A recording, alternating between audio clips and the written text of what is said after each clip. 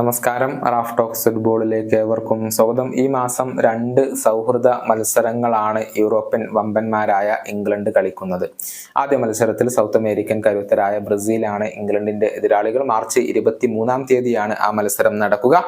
പിന്നീട് മാർച്ച് 26-ാം തീയതി നടക്കുന്ന മത്സരത്തിൽ ബെൽജിയത്തെയാണ് ഇംഗ്ലണ്ട് നേരിടുക. നമുക്കറിയാം, ബ്രസീലിനെതിരെയുള്ള മത്സരം പ്രശസ്തമായ വെംബ്ലി സ്റ്റേഡിയത്തിൽ വെച്ചുകൊണ്ടാണ് അരങ്ങേറുക.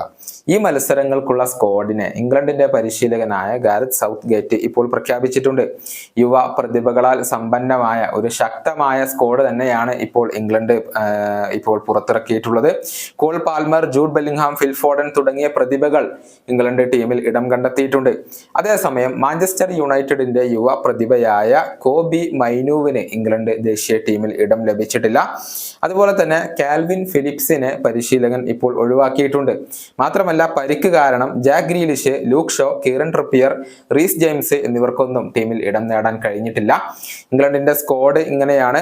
ഗോൾ കീപ്പർമാരായിക്കൊണ്ട് Sam Johnstone, Jordan Pickford, Aaron റാംസഡെയിൽ.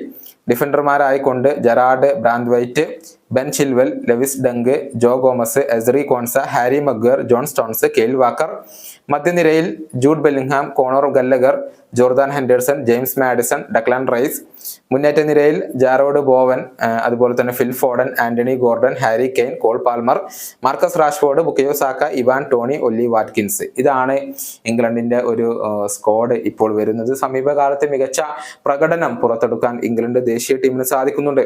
Qatar world കപ്പിന് ശേഷം കളിച്ച ഒരു മത്സരത്തിൽ പോലും ഇംഗ്ലണ്ട് പരാജയപ്പെട്ടിട്ടില്ല എന്നുള്ളതാണ്. ബ്രസീലിനെതിരെയുള്ള മത്സരമായിരിക്കും അവർക്ക് കടുത്ത വെല്ലുവിളിയാവുക. പക്ഷെ സ്വന്തം ആരാധകരുടെ മുന്നിൽ വെച്ചുകൊണ്ട് ആ മത്സരത്തിൽ വിജയിക്കാൻ കഴിയുമെന്നുള്ളൊരു പ്രതീക്ഷയിൽ തന്നെയാണ് ഇംഗ്ലീഷ് ആരാധകരുള്ളത്.